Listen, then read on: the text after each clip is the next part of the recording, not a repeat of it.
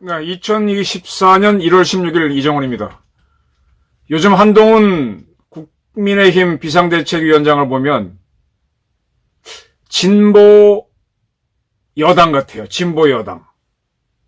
이재명 더불어민주당 대표를 보게 되면 수구 꼴통 야당 같아요. 한동훈 위원장이 하는 정치를 보니까 아주 쉽게 합니다. 근데 저는 그건 알고 있었어요. 정치가 그렇게 어렵지 않습니다. 더군다나 선거하는 정치는 쉽습니다. 정책 정치는 어렵겠지만, 정책을 펼치는 정치는 어렵지만 선거 정치는 쉽습니다. 진짜 어려운 거는 수사가 어렵죠. 그리고 취재가 어렵습니다. 정치는 사실 쉽습니다. 지금 이재명 씨는 정치를 어렵게 하는데, 지금 한동훈 씨는 용기를 냈고 헌신을 하기로 마음먹었기 때문에 아주 쉽게 정치를 하고 있습니다. 수사보다 정치가 쉽다, 그렇게 말하는 것 같아요. 이유는 국민한테 맞추면 되니까. 어제 말씀드린 대로 오늘이 16일입니다. 오늘 인천시 계양구에서 국민의힘이 인천시당 신년인사회를 열었죠. 여기에 한동훈 위원장이 참가해서 이렇게 얘기했습니다. 국힘당은 이번 총선에서 승리해서 국회의원 수를 300명에서 250명으로 줄이는 법 개정을 제일 먼저 발의하고 통과시키자. 이 지난번에 이제 취임을 하면서 비상대책위원장 되면서 불체포 특권을 포기하겠다, 국회의원. 그 다음에 금고 이상형이 확정되면은 그 재판받는 동안 받았던 모든 국회의원 봉급은 반납하게 하겠다. 그 다음에 자기 당 문제로 재보궐선거를 하게 될 때는 후보를 내지 않겠다, 이렇게 약속을 했었는데 또 다른 정치개혁을 내놨습니다. 국회의원 줄인다 그러면은 국민들이야 좋아하죠. 왜? 이 문제에 대해서 옛날에 이거 국회의원 줄이자고 하는 거는 더불어민주당에서 항상 야당 시절에 떠들던 거거든요. 왜냐하면 국민들이 좋아하니까. 근데 지금 가만히 보면요, 국회의원 줄이는 거를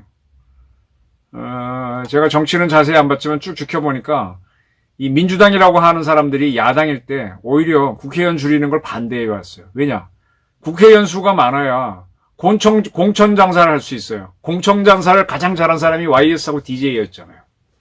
특히 두 사람은 특정 지역을 장악하고 있으니까 공천만 해주면 그 지역은 무조건 당선이야. 그래서 이제 출마하고 싶은 사람들이 돈을 들고 오죠. 그러면 이렇게 맡아놨다가 알았쇼 하고 받아놨다가 나중에 돌려주죠. 그 사람들은 금액이 적은 거죠. 그 다음에 그 사람이 더 많이 들고 오면 제일 많이 냈던 사람 것도 승급을 돌려주죠. 이렇게 해서 이제 경쟁을 시켜갖고 그 돈을 가지고 동교동 상도동계 정치를 했던 거죠. 그러니까 국회의원 수가 많아야 돼요. 말로는 국회의원 줄여라고 하면서 안 하는 거죠. 네. 그 전통 때문에 지금 민주당에서는 국회의원 줄이는 거를 사실은 굉장히 거부합니다. 그래서 민주당에서 뭐라고 반발했는지 아십니까? 최혜영 대변인이 선거철만 되면은 국회의원 줄이자는 거는 단골로 나오는 레퍼토리다. 근데 우리랑 인구가 비슷한 영국이 한 인구가 우리보다 6천만 정도 되죠. 영국은 4만 6천 명 국민당 4만 6천 명당 국회의원이 한 명이고 프랑스는 7만 3천 명당 국회의원이 한 명이다. 근데 우리는 17만 2천 명당 국민당 국회의원이 한 명이다. 그래서 우리는 국회의원이 많은 게 아니다라 그랬습니다. 그건 영국하고 프랑스만 얘기하니까 그렇죠. 미국은 또 다르죠. 일본도 다르고. 그런데 영국의 국회의원들은요, 우리나라 국회의원처럼 이렇게 높은 대우를 안 받아요. 우리나라 국회의원들은 지금 거의 장관급 대우를 받지 않습니까? 3급 보좌관 둘, 4급 보좌관이 몇 명이지? 4급 비서관이 몇 명, 5급 또 비서가 있고, 운전기사까지 있고. 그 다음에 완벽하게 냉난방되는 좋은 사무실 받고, 응? 저는 개인적으로 국회의원이 하는 거하고 이제 고참 기자들이 하는 일이 비슷하다는 생각을 많이 했어요. 왜냐하면 국가 정책 문제나 뭔가 비리를 파는 게 이제 국회의원들은 좀 더 이제 들고 오는 사람들이 많죠. 지역구 사람들이. 근데 그거를 알아보는 과정에서 기자는 사실 혼자 움직여서 이리저리 탐문해서 내가 확인되면 쓴단 말이에요. 물론 이제 회사 내부에서 쓰지 마라 그러면 치고받고 싸워서 그렇지. 국회의원들은 들고 오는 게 굉장히 많아요. 부탁한 사람들도 많고. 부탁 그냥 합니까? 밥도 사드리고 뭐도 하면서.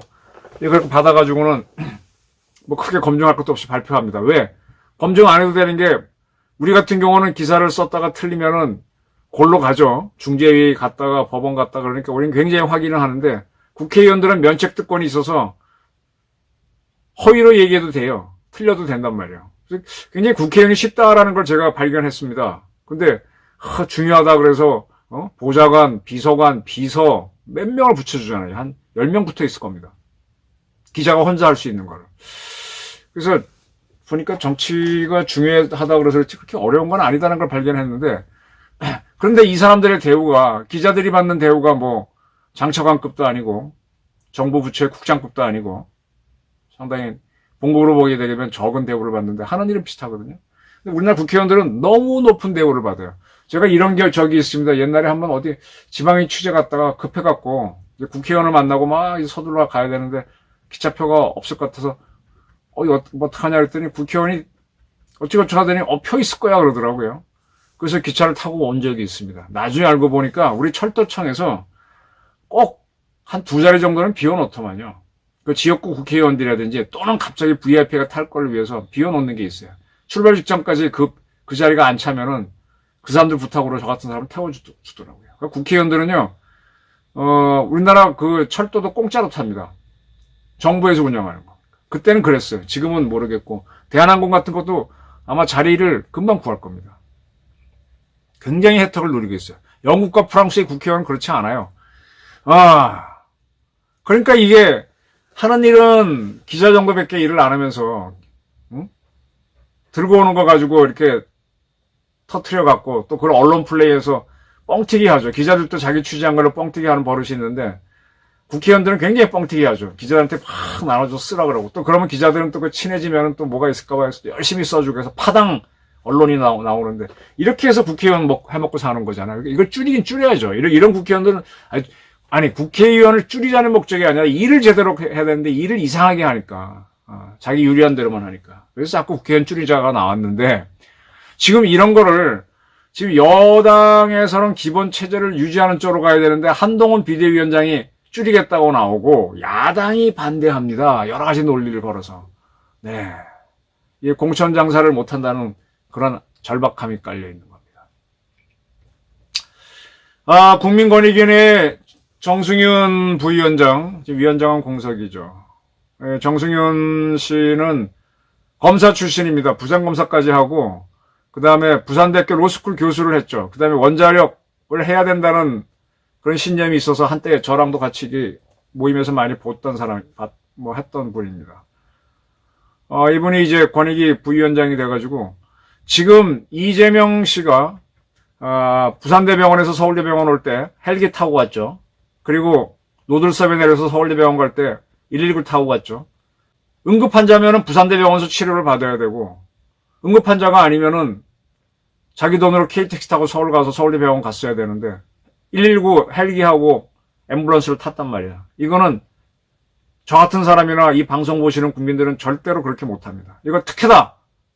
그리고 이런 특혜를 누리게 된 거는 그때도 보게 되면은 정청래 의원이 뭐라고 죽겠고 또 이재명 대표의 비서실장이 열심히 전화질을 했다 그랬었죠. 그러니까 이런 것들이 부정청탁이다 라고 해서 조사해달라는 신고가 다수 들어왔답니다. 그래서 정승윤 부위원장은 조사하겠다라고 밝혔습니다. 그리고 조사 결과도 국민한테 공표하겠다 그랬습니다. 조사 대상은 부산대병원, 서울대병원, 부산소방청을 우선 조사한다. 네. 그럼 나오겠죠. 자, 이렇게 특혜를 누리는 걸 보게 되면은 진짜 이재명은 특권층이에요. 그래서 다시 보게 되는 게 지금 특권층 지금 이재명은 지금 줄줄이 재판을 받고 있는데 일반 국민 같으면은 지금 못 견디죠. 근데 지금 국회의원이기 때문에 뭐 많이 보호받고 있잖아요. 또 여당 대표고 야당 대표고 대통령 후보였고 하니까. 이런 특혜가 어딨어. 법학에서 이재명만 뭐 죽불나게 잘한 거 있어요? 뭐 지가 잘했다 그래봐야 사법시험 붙은 거 몇 개 더 있나. 그리고 대한민국에서 사법시험 붙은 게 어떻게 이재명이 혼자인가요? 경기지사하고 성남시장 한 게 이재명 혼자인가? 대통령 됐다 그래도 원오브댐인데 뭐 그렇게 대단하다고. 근데 이게 왜 그런 거냐? 그걸 이제 386 운동권들이 자기 기득권, 이제 이들이 혁명하겠다고 하는 자들이 혁명은 하지 않고 더운 밥, 따뜻한 사무실이 보장되는 국회의원이 돼가지고 그 특권을 유지하기 위해서 또 국회의원이 되게 되면 그 지역에 시장, 뭐 군수, 또 시의원, 구의원 나오는 사람들, 군의원 나오는 사람들 공천할 수 있으니까 거기서 또 자기는 또 거기서 돈벌이를 할 수도 있는 여지가 있죠. 돈을 안 받는다면 힘을 쓴다든지. 그거를 386들이 놓고 싶겠어요? 안 놓고 싶죠. 말로는 뭐 개혁해야 된다고 하지만은 사실은 자기 특권들은 그대로 유지하고 싶은 거죠. 이거를 직격으로 치고 들어왔던 게 지난 한동훈 비대위원장 취임사였어요. 386 특권 세력들을 이재명을 앞세운 그 특권 세력들을 쳐야 한다 그랬습니다.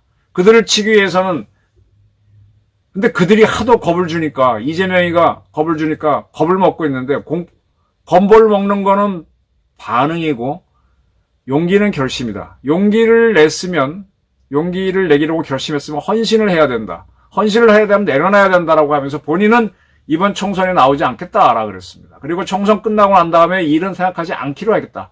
오로지 총선 이기는 것만 하겠다.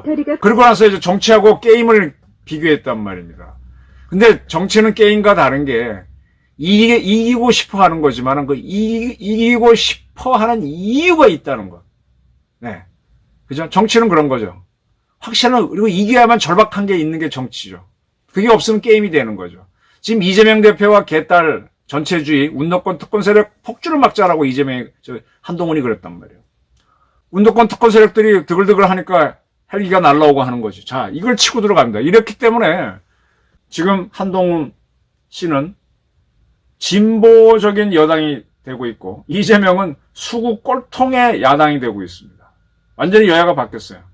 그리고 이렇게 국민이 요구하는 거에 맞추는 정치는요, 쉽습니다. 쉬워요. 한동훈 씨가 특징이 하나 있던데, 이 바람을 탈 줄 알아요.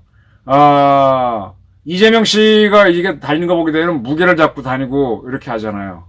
이제 그 무게 잡는 건 사실은 두 가지가 있는데, 하나는 자신감도 있지만 그 이면에는 두려움이 있습니다. 그 환호하는 사람들이 자기를 좋아서 하는 게 아니라 각자의 이익을 보기 위해서 환호해 주는 것도 많거든요. 그걸 알잖아요, 본능적으로. 그래서 이제 그 사람들 휘둘릴 수도 있기 때문에 무게를 잡고 자기 방어를 하는 겁니다. 그 이재명은 그러다가 이번에 목에 칼을 맞았잖아요. 그런 것들도 이제 본인을 더 무게 잡게 만들죠.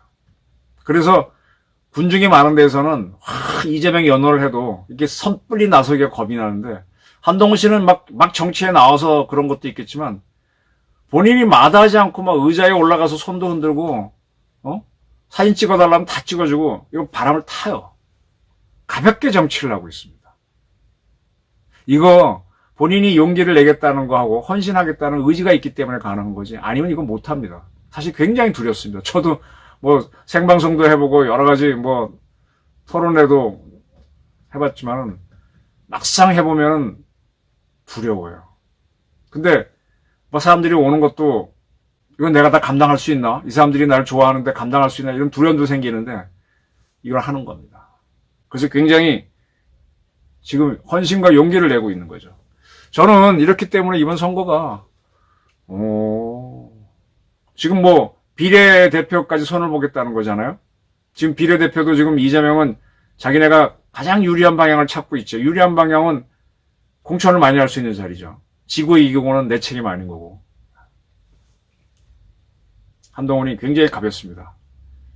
정치가 수사보다 쉽다는 걸 보여주고 있습니다. 정치가 취재보다 쉽습니다. 사실 쉬워요.